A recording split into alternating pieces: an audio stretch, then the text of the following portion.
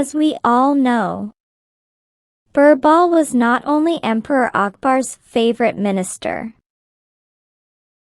but also a minister dearly loved by most of the commoners, because of his ready wit and wisdom. People used to come to him from far and wide for advice on personal matters too.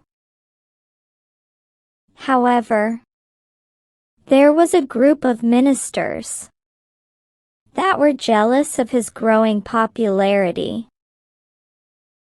and disliked him intensely. They outwardly showered him with praise and compliments, but on the inside, they began to hatch a plot to kill him. One day they approached the king's barber with a plan. As the barber was extremely close to the king, they asked him to help them get rid of Birbal permanently. And of course, they promised him a huge sum of money in return. The wicked barber readily agreed. The next time the king required his services, the barber started a conversation about the emperor's father, who he also used to serve. He sang praises of his fine, silky smooth hair. And then, as an afterthought, he asked the king that as he was enjoying such great prosperity,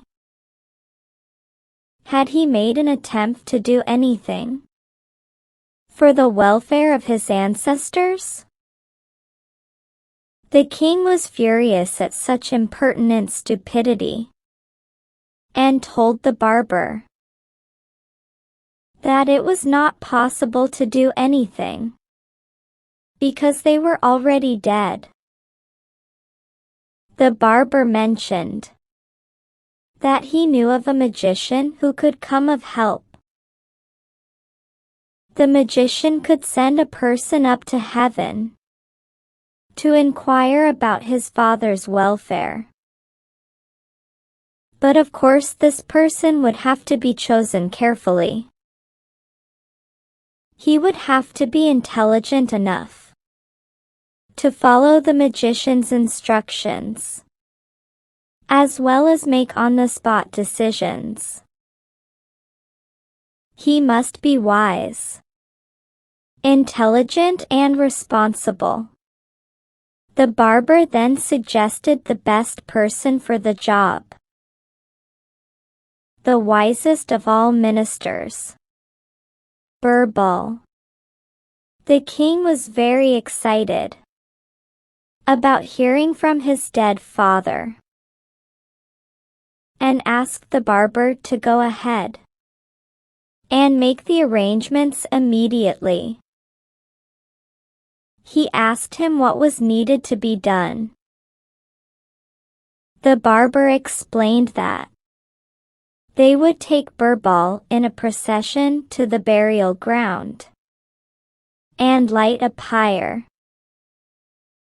The magician would then chant some mantras, as Birbal would ascend to the heaven through the smoke. The chanting would help protect Birbal from the fire. The king happily informed Birbal of this plan. Birbal said that he thought it a brilliant idea and wanted to know the brain behind it.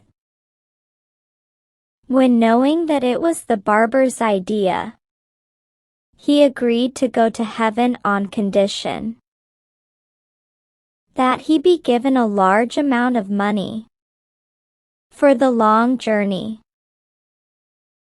as well as 1 month's time to settle his family, so that they had no trouble while he was gone. The king agreed to both conditions. In the duration of this month,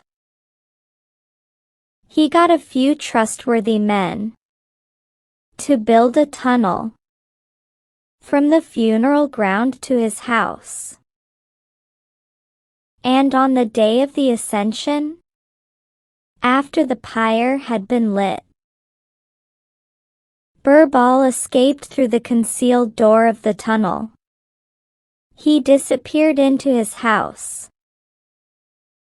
where he hid for a few months, while his hair and beard grew long and unruly. In the meantime, his enemies were rejoicing, as they thought that they had seen the last of Birbal.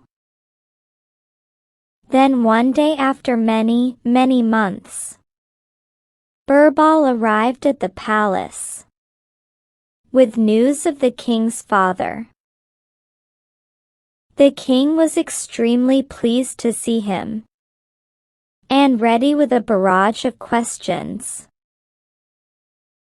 Birbal told the king that his father was in the best of spirits and had been provided with all the comforts, except one.